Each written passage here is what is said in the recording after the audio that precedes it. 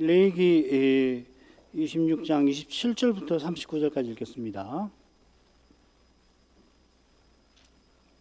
27절부터 읽겠습니다. 너희가 이같이 될지라도 내게 청종치 아니하고 내게 대항할진대 내가 진노로 너희에게 대항하되 너희 죄를 인하여 7배나 더 징책하리니 너희가 아들의 고기를 먹을 것이요 딸의 고기를 먹을 것이며 내가 너희의 산당을 헐며 너희의 태양 주상을 찍어 넘기며 너희 시체를 파상한 우상 위에 던지고 내 마음이 너희를 싫어할 것이며 내가 너희 성읍으로 황폐케 하고 너희 성소들로 황량케 할 것이요 너희의 향기로운 향을 흠양치 아니하고 그 땅을 황무케 하리니 거기 거하는 너희 대적들이 그것을 인하여 놀랄 것이며 내가 너희를 열방 중에 흩을 것이요 내가 칼을 빼어 너희를 따르게 하리니 너희의 땅이 황무하며 너희의 성읍이 황폐하리라. 너희가 대적의 땅에 거할 동안에 너희 본토가 황무할 것이므로 땅이 안식을 누릴 것이라. 그때에 땅이 쉬어 안식을 누리리니 너희가 그 땅에 거한 동안 너희 안식시에 쉼을 얻지 못하던 땅이 그 황무할 동안에 쉬리라. 너희 남은 자에게는 그 대적의 땅에서 내가 그들의 마음으로 약하게 하리니 그들은 바람에 불린 잎사귀 소리에도 놀라 도망하기를 칼을 피하여 도망하듯 할 것이요 쫓는 사람이 없어도 엎드러질 것이라. 그들이 쫓는 자가 없어도 칼 앞에 있음같이 서로 천답하여 넘어지리니 너희가 대적을 당할 힘이 없을 것이요 너희가 열방 중에 망하리니 너희 대적의 땅이 너희를 삼킬 것이라. 너희 남은 자가 너희 대적의 땅에서 자기의 죄로 인하여 쇠잔하며 그 열조의 죄로 인하여 그 열조 같이 쇠잔하리라. 여기까지입니다. 언약의 복은 5복을 한 번에 다뤘죠. 반면에 언약의 저주는 5저주를 각각 다룹니다. 이스라엘이 저주받는 죄가 점점 심해지는 것처럼 저주 역시도 그러합니다. 나중 네 저주는 앞선 네 저주보다 각각 7배나 더 심한 것이고 5째 저주는 마침내 보로 잡혀가는 것입니다. 지난 시간 넷째 저주 내용 24절까지 좀 생각을 마쳤는데 마저 보도록 하겠습니다. 24절부터 26절까지 또 읽어보겠습니다. 나하고 나도 너희에게 대항하여 너희 죄를 인하여 너희를 7배나 더 칠지라.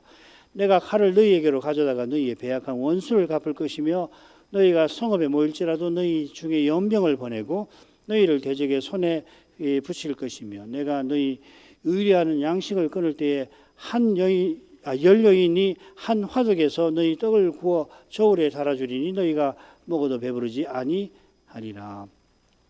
나도 너희에게 대항하리라 하신 것은 이스라엘이 여호와를 대항한 죄를 가리키지요. 이스라엘이 여호와를 대항한 죄가 간교한데 그만큼 실은 그 이상으로 여호와께서 이스라엘을 대항하시는 그 처분이 그 이상으로 신비합니다. 이스라엘이 여호와와 함께 걷는데 실은 여호와의 길과 정반대로 걷습니다. 여호와를 섬긴다 하면서 우상을 실은 섬기는 겁니다. 다른 우상과 함께 여호와를 우상 섬기듯이 섬깁니다. 그들이 우상 섬기는 동기가 자기 행복이요 자기 영광입니다. 하나님을 참되게 섬기면 여호와의 영광을 뵙고서 참으로 인생이 영화롭게 하나님 백성으로서 영광스럽게 됩니다만 자기 영광과 행복을 위하여 여호와도 우상처럼 감히 조종하려 듭니다. 여기에 제2계명이 금하는 핵심이 있습니다. 너를 위하여 새긴 우상을 만들지 말라. 우상을 만들어서 그 우상을 통해서 자기가 섬기는 신을 조종하려고 하는 그런 짓을 나에게 하지 말라 하는 겁니다. 이런 이스라엘을 여호와께서 마땅히 심판하십니다. 그런데 여호와께서 그들과 함께 걸으시는데 그들의 길과 반대로 향하시겠다 하십니다. 이런 인자하심의 신비가 징책하신다, 야샤르란 말인데 거기에 표현이 되어 있습니다. 이 동사가 셋째, 넷째, 다섯째 저주에 나옵니다. 이어 나오는 저주는 앞선 세 저주를 합쳐놓은 것 같아요. 첫째 저주는 폐병, 열병, 대적의 침공과 침탈. 둘째 저주는 심한 가뭄과 기근. 셋째는 들짐승에 의한 사망, 인명, 사람이 죽는 것, 또 가축이 손실되는 것이었죠. 이 넷째 저주는 칼, 대적, 칼과 대적, 연병과 기근입니다. 아울러 둘째는 첫째보다, 셋째는 둘째보다 7배 더한 재앙이고 넷째는 셋째보다 7배나 더한 것이라 했습니다. 직접 이런 재앙을 겪어보지 않고서는 얼마나 끔찍한 것인지 헤아릴 길이 없습니다. 이는 내가 칼을 너희에게로 가져다가 너희의 배약한 원수를 갚을 것이라 하신데도 짐작됩니다. 여호와께서 언약의 보복을 보복하는 칼을 이스라엘에게 내리치겠다 하십니다. 이걸 이제 풀어서 이제 번역을 했습니다. 언약을 어긴 이스라엘을 창세기 15장에 나온 것처럼 쪼갠 짐승같이 만드시겠다 하는 겁니다. 언약의 보복을 위한 칼은 언약을 체결하는 칼. 이 언약을 체결한다고 할 때 체결한다고 번역한 말이면 자른다는 말입니다. 영어로 커트라는 말 요즘 많이 쓰니까요. 이 칼로 자른다는 말입니다. 언약을 체결하는 칼과 반대되는 것을 가리키는 것 같습니다. 퍽 뉘앙스가 있는 표현입니다. 세 가지로 원수 갚으시는데 첫째가 성읍에 모일지라도 연병 중에 너희 중에 연병을 보내는 거라 하셨습니다. 위험을 피하려고 성읍에 모였는데 거기 전염병이 일어나서 몰살되는 걸 가리키겠죠. 이런 점에서 칼은 적군을 상징하고 따라서 적군의 침공에서 피신하려고 견고한 성읍에 모였다라고 하는 해석이 있습니다. 그처럼 6절에서 우리가 칼을 적군이라 쓰겠죠. 여호와께서 언약의 보복을 위하여 칼 곧 적군을 보내셨기 때문에 이스라엘이 피신하려고 성에 모인 것으로 볼 수가 있습니다. 예레미야 4장 5절이 좀 생생하게 그걸 표현하고 있습니다. 돌아가서 읽어보세요. 그러면 이는 대적의 손에 붙인다 하는 것과도 연결이 될 것입니다. 적군이 쳐들어와서 성으로 피신했다가 연병이 많이 죽고 남은 자들이 적군에게 항복하려는 것. 아이고 이제 글렀구나. 항복이나 해야겠구나 하는 것을 가리키는 겁니다. 마찬가지로 성에는 먹을 것이 없어집니다. 너희의 의뢰하는 양식을 끊으신다 했습니다. 10여인이 한 화덕에서 떡을 굽습니다. 나무가 부족해서 그럴 수 있겠지만은 구울 떡이 밀가루가 없어서 화덕 하나로도 충분합니다. 화덕 인터넷에서 혹시 보신지 모르겠는데 둥그런 그 항아리 같이 파놓고서 그 밑에 나무를 넣어서 불을 피우고 항아리 벽면에다가 밀가루를 탁탁탁 붙여서 떡을 굽잖아요. 그런데 10여인이 한 화당에서 구워도 될 만큼 밀가루가 없다는 이야기죠. 그래 달아주는데 밀가루를 준 사람에게 구운 떡을 돌려주는데 얼마 되지 않으니까 먹어도 배부르지 않다 하는 겁니다. 다섯째로 가죠. 조건 27절인데요. 너희가 이같이 될지라도 내게 청종치 아니하고 내게 대항할진대. 27절은 이 저주받는 조건들이 다 모여 있죠. 지난 시간에 제가 도표를 만들었으면 세 가지로 이 저주에 받는 조건이 나오죠. 청종치 아니하는 거, 또 그렇게 되어도 청종치 아니하는 것, 또 거스르는 거, 이 세 가지가 되는데 처음 저주는만 하나지요. 청종치 아니한다. 둘째에서 넷째까지는 하여튼 두 가지입니다. 그렇게 되어도 청종치 아니하고 나를 거슬러 청종치 아니하고 이런 일을 당해도 나를 거스르고 대항하고 이 말이죠. 이 다섯 번째는 세 가지가 다 나옵니다. 이같이 되어도 청종치 아니하고 나를 거스르면 그러니까 가장 심각한 죄가 되겠죠. 이같이 되어도 넷째 저주를 가리키죠. 넷째 저주는 앞서 나온 세 저주가 합친 것이라고 말씀드렸는데 이런 무서운 저주를 받고도 여전히 완고하게 실은 더 완고해져서 하나님 말씀을 듣지를 않는 겁니다. 비슷한 전경이 계시록에 나오는 것 같습니다. 7 대접 기억하시죠? 7 인이 있고 7 나팔이 있고 마지막으로 최후의 그 심판이 7 대접인데요. 거기 보면은 대접을 하나씩 쏟으니까 재앙이 땅에 쏟아지죠. 첫째 대접을 땅에 쏟으니까 악하고 독한 헌대가 짐승의 우상에게 경배하는 배도자들에게 헌대가 나고, 둘째 대접을 바다에 쏟으니까 모든 생명이 죽고, 셋째 대접을 강과 물 근원에 쏟으니 물이 피로 변합니다. 이어 넷째 대접을 해에 쏟으니까 해가 권세를 받아 불로 사람들을 태우는데, 이 재앙들을 행하는 권세 가지신 하나님의 이름을 회방하며 또 회개하여 영광을 돌리지 아니합니다. 다섯째 대접을 짐승의 보좌에 쏟으니 사람들이 얼마나 아픈지 자기 혀를 깨무는데, 아픈 것과 종기 때문에 하늘의 하나님을 회방하고 자기 행위를 회개치 아니합니다. 이런 걸 보면 인생의 죄가 얼마나 악한 것인지 헤아릴 길이 없습니다. 하나님의 책망에 깜짝 놀라면서 회개하는 일이 죄인에게서는 나올 리가 없는 것이에요. 마찬가지로 하나님의 심판에 믿지 않은 사람들이 두려워하는 것은 아직도 하나님이 일반 은총을 베푸시는 거죠. 아이고, 이 나라에 난리가 났으니까 근신하는 경우가 있는데 그 일반 은총이란 말이죠.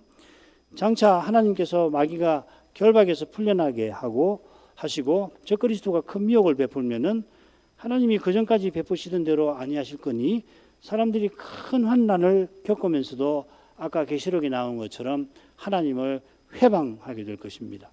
그런 비슷한 현상이 이스라엘이 망하기 전에 벌어질 것이라 경고하시는 겁니다. 이스라엘이 여호와를 청종치 아니하고 대항할 것이다. 이건 우리 앞서 살핀 것입니다. 그럼 저주의 내용으로 가보도록 하십시다. 다섯째 저주는 받는 조건이 그렇듯이 내용도 가장 깁니다. 28절부터 39절까지 12절에 걸칩니다.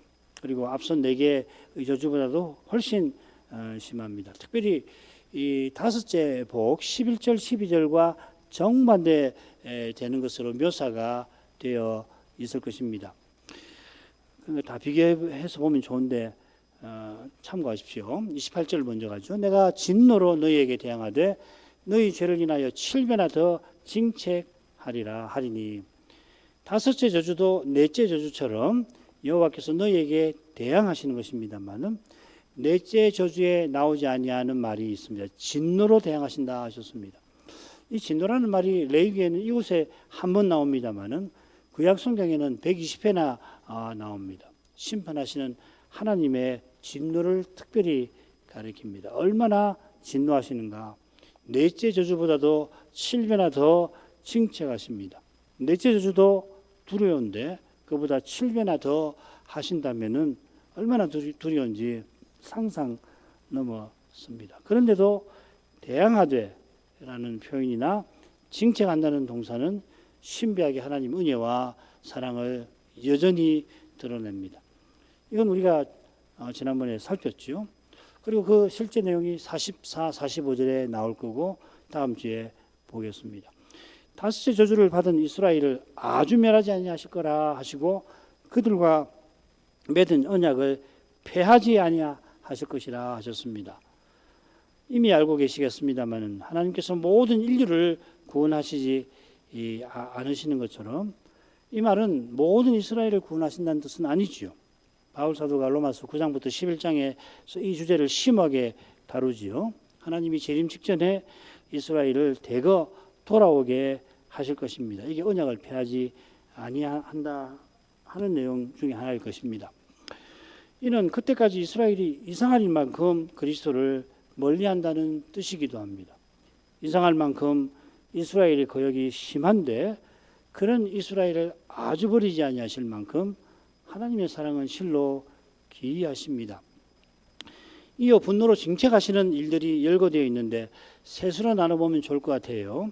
29절부터 33절 여호와께서 이스라엘을 멸하여 포로 잡혀가게 하실 거라는 내용이고요. 그 다음에 34, 35절이 아주 특이한데 멸망된 가운데 그러나 언약의 땅은 안식을 누리게 하겠다 하는 말씀입니다. 그리고 나머지는 남은 자들이 대적의 땅에서 당하는 저주입니다. 한가운데 하나님의 징책이라는 표현처럼 하나님의 인자가 넌지시 드러나고 있고 앞뒤로 두려운 저주가 예고되어 있습니다. 먼저 29절부터 33절까지 보죠. 너희가 아들의 고기를 먹을 것이요 딸의 고기를 먹을 것이며 내가 너희의 산당을 헐며 너희의 태양 주상을 찍어 넘기며 너희 시체를 파상한 우상 위에 던지고 내 마음이 너희를 싫어할 것이며 내가 너희 성읍으로 황폐케 하고 너희 성소들로 황량케 할 것이요 너희의 향기로운 향을 흡양치 아니하고 그 땅을 황무케 하리니 거기 거하는 너희 대적들이 그것을 인하여 놀랄 것이며 내가 너희를 열방 중에 흩을 것이요 내가 칼을 빼어 너희를 따르게 하리니 너희의 땅이 황무하여 너희 성읍이 황폐하리라. 이것도 셋으로 나눠 보면 좋을 것 같아요. 31절 처음 보시면은 성읍으로 황폐케 하리라 했는데 33절 끝에도 성읍이 황폐하리라, 황폐케 할 거다 경고하시고 하게 될 거라 하리라 하십니다.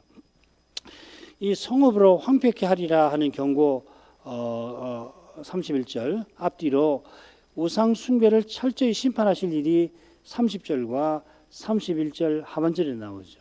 이스라엘이 여호와와 함께 걷는 척 하면서 지독하게 우상 숭배를 한 탓에 열방 중에 포로 잡혀 간 것입니다. 이것이 땅을 황무케 하리라 하시는 겁니다. 이 심판을 피하지 못할 끔찍한 죄가 29절에 나옵니다. 언약 백성이 아들과 딸의 고기를 먹는 것입니다.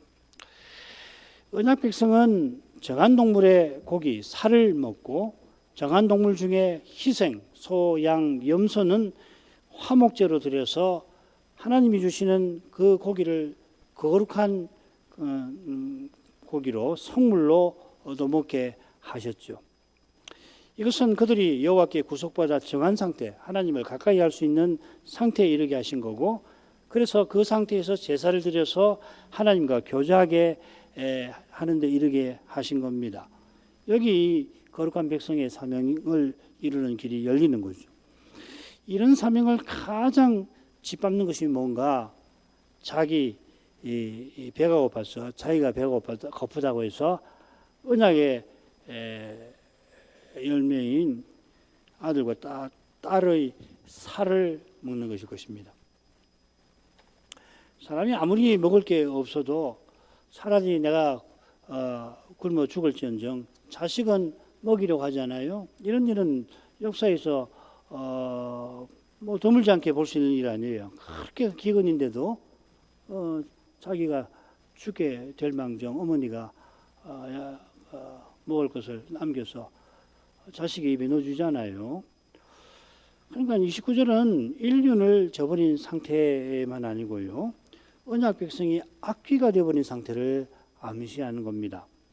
이게 장차 예루살렘 멸망 때 생생하게 이루어졌던 현실이고, 이거는 이 성경만 아니고 역사책에 남아 있는 거죠. 이런 상태가 죄일 뿐만 아니라 저주인 겁니다. 사람이 죄 짓는 것 자체가 거룩한 심판의 결과입니다. 그러니까 저렇게 죄를 짓고도 아무 탈 없이 형통하고 돈도 잘 벌고 건강하고 뭐 어려움 없이 사는 걸 볼 때 부러울 하나도 없어요.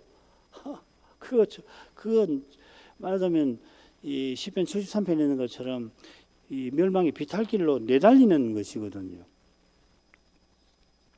언약 백성이 살던 성읍은 거룩한 성이 아니라 정말 가정한 성, 이 귀신들의 거하는 성이 되고 말게 되는 겁니다. 그러니까 헤렘 심판을 피하지 못할 지경입니다만은, 정한 백성, 거룩한 백성이 악기로 변한 성은 이미 황폐한 것입니다. 이 지경에 이르게 된 이유가 이어나오는 우상 숭배와 붙어 있겠죠. 언약의 나라 전체가 자기 하나님을 버리고 우상을 섬깁니다. 그들이 섬기는 우상들이 주변 나라의 수호신들인데, 그 나라들은 자기 수호신을 버리지 않습니다만은 이 이스라엘은 만왕의 왕을 버리고 다른 신들을 섬깁니다. 이게 배도지요. 이 세상에서도 보기 어려운 거죠. 세상 나라는 자기 수호신은 끝까지 어떻게든지 신으로 섬기는데, 이스라엘은 수호신이 아니죠. 여호와 하나님은 만왕의 왕이신데 그런 왕을 버리고 다른 신을 섬기는 겁니다. 이 배도입니다. 이게 왜 이런 일이 생기나, 배도라고요. 이 배도는 무서운 상태입니다. 그냥 죄를 짓는 정도가 아니죠. 이 마귀, 이 미혹에 이끌려 가지고서 이렇게 무서운 죄를 짓는 거 아니에요. 하나님을 언약 백성이 대적하는 겁니다. 지금 경고하는 이 배도는 개인적인 게 아니라 언약 백성 전체가 저지르는 겁니다. 그래서 여호와께서 산당들을 헐어버리고 태양 주상을 찍어 넘겨버리시고 그 부서진 우상 위에 언약 백성의 시신을 던져버리시는 겁니다. 가정하다 하시는 거거든요. 이것이 내 마음이 너희를 싫어할 거라 하는 뜻이기도 합니다. 이 표현이 5째 복이 나왔죠. 내 장막을 너희 중에 세우리니 내 마음이 너희를 싫어하지 아니할 것이며, 이 복은 여호와께서 가까이 나온 자기 백성을 보시고서는 너무도 기쁜 나머지 그 기쁨을 이기지 못하시는 상태입니다. 이 복과 정반대되는 것이 싫어하시는 겁니다. 꼴도 보기 싫다는 거죠. 잠시도 눈앞에 두실 수가 없다 하는 것입니다. 여호와의 법도를 싫어하다가 심지어 배도하는 그들을 향하여 진노를 여호와의 법도를 싫어하다가 그 다음에 배도하니까 그들을 향하여 진노를 이기지 못하시는 상태가 되시는 겁니다. 이 상태를 요약하는 것이 너희 성읍으로 황폐하게 하리라 하는 겁니다. 성읍도 황폐하게 하실 정도면 더욱이 당연히 너희 성소들로 황량케 하시고 너희의 향기로운 향을 흠양치 아니하실 겁니다. 이 향기로운 향은 이 제사 드릴 때에 연기 만드는 절차와 붙어 있는 거죠. 그런데 우상 성소들에서 우상에게 바친 제사를 지금 이 표현이 가리키는 것도 같고, 여러 산당에서 우상 섬기듯이 여호와께 드린 제사를 가리키는 것도 같습니다. 그게 향기로운 냄새가 되어서 하나님을 기쁘시게 하고 이스라엘도 가까이 대하셔야 하는데 오히려 가증하게 여기시는 거죠. 심판하시는 겁니다. 가증한 제사를 드리면 그 땅을 더럽힙니다. 그 몰렉 우상 숭배가 레위기 18장, 20장에도 나오죠. 특별히 18장이 이 주제를 다루고 있습니다. 그 땅이 거민을 토해냅니다. 이게 그 땅을 황무케 하신다는 경고입니다. 셋째 저주에서는 너희 도로가 황폐하리라, 황무하리라, 똑같은 동사입니다. 마침내는 땅 전체가, 언약의 땅 전체가 황무하게 될 겁니다. 이 황무하게 한다는 말이 레위기 26장에만 나오는데 7번 의미심장하게 나옵니다. 이건 뭐 매우 의도적인 거죠, 그죠? 철저히 심판하시겠다 하는 겁니다. 황무케 된 땅, 거기 거하는 너희 대적들이 그것을 인하여 놀랄 것이라 하십니다. 놀라는 이유가 인류 역사에서 흔히 전쟁으로 발생하는 그 땅의 황무함, 전쟁이라면 정말 그 전쟁터가 황무하게 되잖아요. 사람이 죽고 썩고 피가 강물같이 흐르고, 그래서 이 땅이 황무하게 되는데 그것과 다른 점이 있다는 겁니다. 대적들이 이스라엘을 죽이고 약탈하는데 거기 사람의 생각과 경험을 넘어서는 뭔가가 있다는 겁니다. 가령 그들이 자기 자식의 살을 먹고 있는 이스라엘을 보고서 충격을 받게 될 텐데 그것과 맞먹는 이상한 일이 거기 나타날 것입니다. 이게 예루살렘 멸망 때 요세푸스의 글 같은 데 보면 이런 이상한 현상들이 나타난 것을 참고할 수 있습니다. 관심 있으면 읽어보시길 바랍니다. 눈앞에 보이는 현실 뒤에는 신령한 세계의 작용이 있는 겁니다. 무엇보다 하나님의 거룩하신 뜻이 이루어져 갑니다. 모든 사람들이 안전하다, 평안하다 하는 그때에 그리스도께서 재림하십니다. 인류 역사에 가장 평안하다, 안전하다 하고서 온 세상 사람들이 세상에 이렇게 안전하고 평안한 때가 있는가 할 그때에 오신다 하셨습니다. 그처럼 오늘 이 세상에서 벌어지는 온갖 일이 사람의 힘과 꾀로만 이루어지는 게 결코 아닙니다. 그처럼 하나님께서 자기 백성을 얼마나 철저히 지시는지 대적이 보고도 놀라도록 만드실 것입니다. 여호와께서 배도한 이스라엘을 열왕 중에 흩으실 겁니다. 이 일이 얼마나 두려운 것인가를 내가 칼을 빼어 너희를 따르게 하겠다 하신 데서 잘 드러납니다. 칼이 이스라엘을 쫓아간다는 게 아니라 여호와께서 칼을 빼서 쫓아가시겠다 하시는 겁니다. 아무도 그 칼을 피하지 못하게 하겠다 이 말씀이죠. 두 번째로 가죠. 34, 35절 너희가 대적의 땅에 거할 동안에 너희 본토가 황무할 것이므로 땅이 안식을 누릴 것이라. 그때 땅이 쉬어 안식을 누리리니 너희가 그 땅에 거한 동안 너희 안식 시에 쉼을 얻지 못하는 땅이 그 황무할 동안에는 쉬리라. 이 번역대로 하자면은 이스라엘이 대적의 땅에 거하는 것이 34, 35절 처음에 나오지요. 우리말 어순을 따르니까 이렇게 되는 겁니다. 원문의 순서는 가운데 끝에 나옵니다. 빨리 읽지요. 그때 땅이 안식을 누릴 것이라 너희 본토가 황무할 동안에. 그런데 너희는 원수의 땅에 있을 것이라. 그때 그 땅이 안식을 누리고 그 안식일을 누릴 것이라. 땅이 황무할 동안에는 그 땅이 안식하리라. 너희 안식시 얻지 못하던 쉼을 쉬리라. 너희가 그 땅에 거할 때, 원수의 땅에 거할 때란 말입니다. 요컨대 이스라엘이 배도하여 원수들의 땅에 있게 되는 이것이 다섯째 저주의 핵심 내용이 되는 겁니다.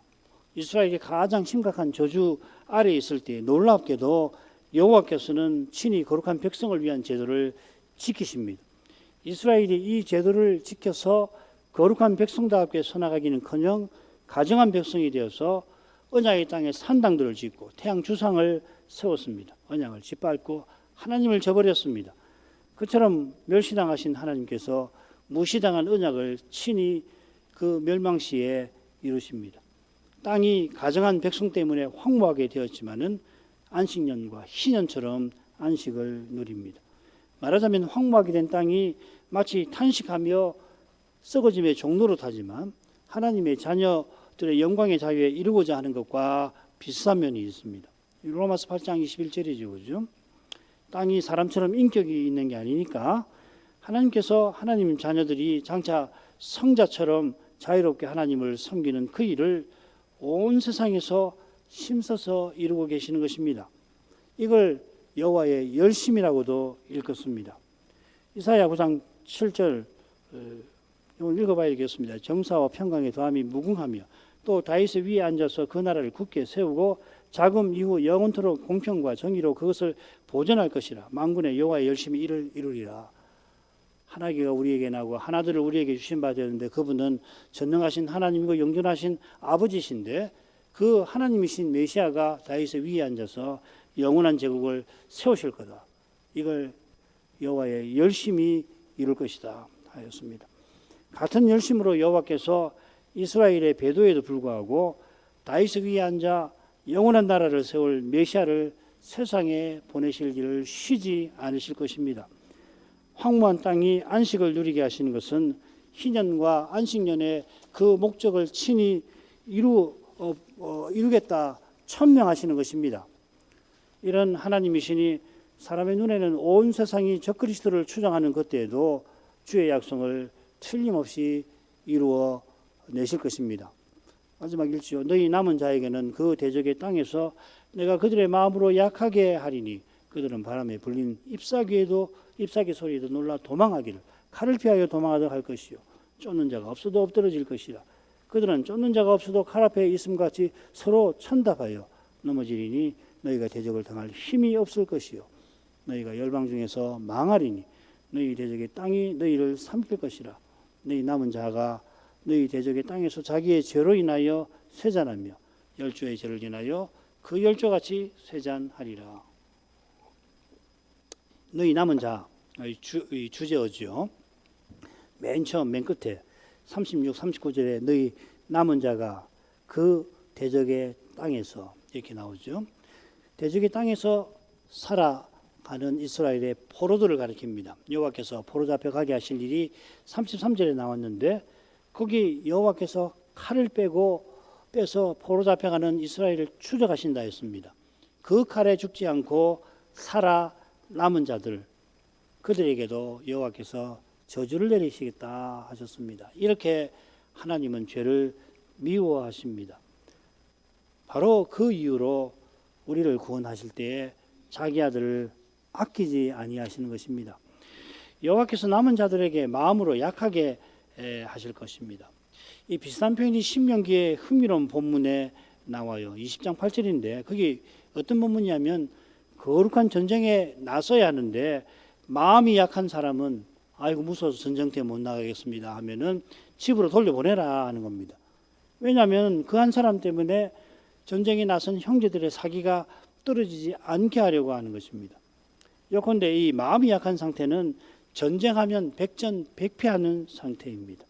이 상태를 잘 보여주는 것이 바람에 불린 잎사귀 소리에도 화들짝 놀라서 도망치는 겁니다. 얼마나 놀랐으면은 그 전쟁터에서 내리치는 칼을 피하듯이 그렇게 도망칠 거다 하는 겁니다. 늘 죽음의 두려움에 압도가 되어서 좇는 자가 없어도 도망치는 게 아니라 그 자리에서 아예 넘어 엎드러진다 하였습니다. 그처럼 얼마나 놀랐으면 걸어만 나 살려라 하고 서로 달아나는 바람에 함께 넘어져 서로 밟힙니다. 천답이란 말이 그 말이죠. 서로 밟는 거죠. 세상에 이런 오합지졸도 없습니다. 흔히 전쟁에 져서 대적에게 끌려가도 어떻게든 기회를 봐가지고서 이 탈출할 길을 찾으려고 하는데 포로 잡혀간 이스라엘은 대적을 당할 힘이 없을 것이라 하는 겁니다. 그들 스스로는 다시는 나라로 설 길이 없다 하는 겁니다. 너희가 열방 중에서 망하리라. 한 유대인 주석가, 아마 이 사람이 레위기에 관해서는 가장 방대한 주석을, 학문적으로는 가히 대적할 자가 없을 만한 주석을 쓴 사람인데요. 이어 나오는 회복의 약속에 비추어서 망하리라는 번역은 모순을 일으킨다 지적하고서는 망하리라 보다는 흩어진다, 길을 잃을 거라 이렇게 새기자고 제안합니다. 그러나 마른 뼈의 환상이 보여주듯이 여호와께서 포로에서 돌아오게 하시는 일은 이스라엘의 부활과 같은 것입니다. 그러니까 성경을 볼 때에 하나님의 예언이 있어서 회복되겠지, 그 쉽게 생각하면 안 된다는 겁니다. 예언을 그렇게 생각하면 안 돼요. 이스라엘이 포로 잡혀가는 건 죽음입니다. 수많은 사람이 죽기도 합니다만은 어떤 죽음이냐면 언약을 이루는 점에서 그러합니다. 이 죽음이 생명을 잃는 죽음보다 성경에서 경고하는 그 죽음을 가리키는 겁니다. 신자는 죽지만은 영생에 이르지요. 그러나 하나님을 대적하여 마음과 육체에 원하는 것을 실컷 행하는 이것은 사는 게 아니라 죽음을 사는 겁니다. 사람 눈에는 누구보다 잘 사는 것 같죠. 교회에서도 이런 사람이 있을 수가 있어요. 얼마나 활력을 활발하게 사람을 조직해가지고서 이런 사람 저런 사람 해가지고 하는 일마다 결과를 낼 수가 있잖아요. 잘 믿는다, 아주 그냥 좋은 결과를 낸다 하지만은 그게 육신의 욕심대로 이루는 것이라면 그거 죽음이죠. 하나님 뜻을 이루는 거 아니지 않습니까? 죽음을 살아내는 것이죠. 너희 대적의 땅이 너희를 삼키리라 하신 것은 언약의 땅이 너희를 토해내리라 하는 것과 짝을 이루면서 배도한 이스라엘의 비참한 죽음을 잘 보여주죠. 언약의 땅은 토해내고 대적의 땅은 삼키고. 39절은 그들이 비참하게 죽는 이유가 강조됩니다. 이 원문의 순서는 이렇게 됩니다. 너희 남은 자가 쇠잔하리라. 자기의 죄로 인하여 대적의 땅에서 그 열조의 죄로 인하여 그 열조같이 쇠잔하리라. 참 이 성경이 아주 전형적인 이 표현법입니다. 이 교자법이라는 건데요. 이렇게 해서 몇 가지를 이 짧은 문장에 녹여내고 있잖아요. 자, 그들이 자기 죄로 인하여 또 열조의 죄로 인하여 쇠잔합니다. 이 쇠잔이라는 말은 힘이 점점 약해지는 것을 가리킵니다만 결국 죽게 되는 것을 가리킵니다. 이는 그 열조같이 쇠잔할 것이라는 표현에도 담겨 있지요. 원문은 어떻게 했냐면 열조와 함께라고 되어 있습니다. 열조와 함께 쇠잔할 것인데 이는 자기 죄만 아니라 열조의 죄로 쇠잔하게 되는 것과 붙어 있는 겁니다. 하나님이 언약을 세우실 때, 그 열조와 세우실 때 너와 내 후손과 언약을 세우겠다 하셨습니다. 열조가 언약을 지키지 않았고 실제로 포로 잡혀가는 후손도 그러할 것입니다. 온 이스라엘이 실패할 것이라 하는 것입니다. 이런 점에서 다니엘이 예레미야의 예언을 깨닫고 열조의 죄와 우리의 죄를 회개한 사실을 살필만 합니다. 9장 16절 다니엘, 주여 내가 구하옵나니 주는 주의 공의를 좇으사 주의 분노를 주의 성 예루살렘 주의 거룩한 산에서 떠나게 하옵소서. 이는 우리의 죄와 우리의 열조의 죄악을 인하여 예루살렘과 주의 백성이 사면에 있는 자에게 수욕을 받음이니이다. 여호와께서 선자의 회개와 간구를 받으시고 예언대로 돌이키게 하셨습니다. 다니엘 자신은 본향에 돌아가지 못하지만 예루살렘으로 난 창문으로 본향에 돌아가는 그들을 위하여 간구합니다. 간구하는 마음이 오실 메시아와 영원한 나라를 간절히 바랐습니다. 그리스도의 몸과 지체로 이 나라를 드러내는 거기에 우리의 구원이 이루어져 가는 것입니다. 그리스도와 함께 고난받는 방식으로 이루어져 가는데 그 길은 다니엘처럼 기도하며 걸어가는 길인 것입니다.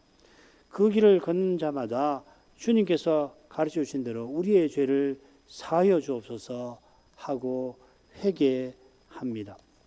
난감하죠? 기도를 좀 먹겠습니다. 여호와께서 경고대로 배도한 이스라엘을 대적의 땅에 사로잡혀 가게 하십니다만 그들이 허문 언약의 규례를 이루십니다. 이는 장차 친히 여호와의 종이 되셔서 십자가 지실 그 일과 붙어 있습니다. 여호와의 종께서 십자가를 지신 것이 아버지께서 아들을 아끼지 아니하고 내어주신 것이듯이 이스라엘이 포로에서 돌아오는 그 일은 죽은 이스라엘을 다시 살려내시는 하나님의 은혜의 기적에 속합니다. 이런 은혜를 주신 목적을 다니엘이 열조의 죄, 우리의 죄를 회개할 때에 마침내 본향에 돌아가는 자기 백성을 위하여 간구할 때 그 마음에 간절히 바랐을 것입니다. 이런 소원과 심정이 한낱 사람에게서 나오지 않고 메시아를 믿는 믿음에서 나오는 겁니다. 이런 믿음으로 그리스도의 몸과 지체로 서나가는 거기서 우리의 구원이 이루어져 갑니다. 그 길이 신비하여서 그리스도와 함께 고난받는 방식으로 이루어져 갑니다. 믿음으로 그 길을 걷는 이마다 그리스도 안에서 다니엘과 같이 기도하게 될 것입니다. 그 기도는 대지상의 간구에 감사해서 아버지께 이날에도 올라갑니다. 아버지께서 이 기도를 절대 외면치 아니하실 것입니다. 우리가 이런 기도를 늘 드리며 살기를 구하는 만큼 그리스도께서 서원하신 대로 우리의 예배에서 그 소원대로 역사하여 주시기를 간절히 구하게 될 것입니다. 오늘도 이런 기도를 드리고 신학교 신학생들을 위해서 기도하겠습니다. 기도하겠습니다. 거룩하신 아버지, 이쪽에 이스라엘과 언약 맺으실 때 그 언약이 얼마나 거룩한 것인지를 드러내시고자 하나님께서 당시 고대 근동의 국제 조약과 비슷한 형식을 취하실 만큼 낮아지신 것을 생각하게 됩니다. 태초에도 인생을 창조하시고 사람의 언어로 우리 시조에게 금령을 내리셨던 것처럼 고대 이스라엘이 대제국 이집트에서 종살이하고 비참하게 살았는데 그런 작은 민족과 국제 조약을 맺으시듯이 그들을 높여주셨습니다. 이스라엘이 아니라 당시 이집트나 그 이전에 구 바빌로니아나 아시리아라 할지라도 감히 하늘의 하나님과 언약을 맺을 자격이 없었습니다. 온 세상을 다 정복한 황제라 할지라도 만왕의 왕 앞에서는 스스로 종의 자리에도 이르지 못합니다. 하나님은 지극히 높으십니다. 지존자로서 열방을 다 다스리시지만 이사야의 예언대로 열방이 하나님께는 통에 물 한 방울에 저울 위에 먼지 하나에 불과할 뿐만 아니라 심지어는 없는 것보다도 못합니다. 열방 중에서 가장 작은 민족 이스라엘을 자기 백성 삼아주신 일이 얼마나 큰 은혜와 사랑인지 모세가 모압 평지에서 고백을 합니다만 그 은혜의 거룩하심이 이스라엘과 언약을 시내산에서 맺어주신 바로 거기에 잘 드러나고 있음을 믿습니다. 하나님께서 종주가 되시고 이스라엘을 봉신으로 삼아주시듯이 하신 것은 이스라엘이 시내산에서 맺은 언약을 통하여 장차 여호와께서 메시아를 쓰셔서 영원한 제국 세우실 바로 그 일을 바라보도록 이끄신 데 있습니다. 오실 메시아가 영원한 제국을 세우시는 그 일이 너무도 높고 거룩하므로 선자가 하늘의전에 이르러 거기서 이루어지는 거룩한 현상을 보고서 그 거룩한 경계를 감지할 수가 있었을 것입니다. 이사야는 하늘의전에 이르러 여호와의 옷자락이 가득한 것을 보고 서랍에 삼성성을 듣고서는 당장에 화로가 나여 망하게 되었도다. 내가 입술이 부정한 자로서 입술이 부정한 백성 중에 거하면서 만군의 여호와를 배웠다 탄식을 하였습니다. 선자가 성신의 특별한 가마를 입고서 오실 메시아를 바라보는 믿음으로 말미암아 하나님의 거룩한 영광을 겨우 견뎌냈으니 일반 백성이 시내 산에서 여호와의 음성을 들을 때에 죽음의 공포를 견디지 못한 것은 너무도 당연하였습니다. 그런 그들을 위하여 여호와께서 어떻게든지 오실 메시아와 영원한 제국을 바라보도록 만드시려고 지혜로서 언약을 세우시고 언약의 계명과 규례와 법들을 세우시되 희년 같은 규례를 세워서 영원한 제국이 얼마나 거룩하며 복된지를 그들로 하여금 조금이라도 가늠하게 조금이라도 그 나라를 바라보도록 하신 줄 믿습니다. 이러한 사랑으로 이 언약문을 내주신 것을 깨닫게 하옵소서. 하나님이 규례와 법도와 계명을 거룩한 제도를 세우시면서 이스라엘이 인생이 어떤 존재인 걸 다 아시고 세우신 언약을 친히 이루려 하십니다. 이스라엘이 여호와의 귀한 행사로 이집트에서 탈출하고 크고 두려운 광야를 지나고 있지만은 하나님의 약속을 믿지 못할 뿐 아니라 하나님의 언약을 이미 허물었던 것처럼 이들이 거룩한 언약을 스스로는 결코 이루지 못할 것을 여호와께서 다 아셨습니다. 레위기의 두 역사 사건이 그것을 이미 보여줍니다만 언약문에서도 여호와께서 언약의 저주를 단단히 일러주시는 한편 그들이 허물 규례와 제도를 친히 이루시겠다 하는 뜻을 눈짓이 보이십니다. 그처럼 이스라엘이 베드로 표로 잡혀갈 것을 내다보시고 그들을 아주 멸하지 아니하실 뿐 아니라 여호와의 언약을 친히 이루시겠다 하십니다. 이는 장차 여호와의 종으로 세상에 오셔서 십자가 지실 그 일을 내다보실 뿐 아니라 그 일을 신실히 이루어 가시고자 이처럼 언약문을 그들에게 내리신 것입니다. 그리스도를 믿고 그리스도의 몸과 지체로 살아가는 이것이 얼마나 놀라운 은혜인지 새롭게 깨달아가게 하시옵소서. 하나님이 자기 아들을 아끼지 않고 내어주신 그 사랑을 날마다 참으로 깨닫게 하셔서 그 사랑에 합당하게 행할 길은 어디에 있는가? 그 길을 위하여 대지상께서 우리를 위해서 무엇을 간구하시는가? 저희가 성신을 의지하여 조금이라도 깨닫고서 주님의 그 간구를 쫓아 이 시대의 교회들과 신자들을 위하여 간구하는 데 이르게 해 주옵소서. 그리하여 대지상께서 아버지의 약속을 간절히 바라시는 그 거룩한 태도와 심정을 더 본받게 해 주시고 그리하여 하루를 살더라도 하나님이 이루어 가시는 그 거룩한 일에 쓰임을 받는 거기에 마침내 이룰 수 있게 하여 주시옵소서. 예수님의 이름으로 기도합니다. 아멘.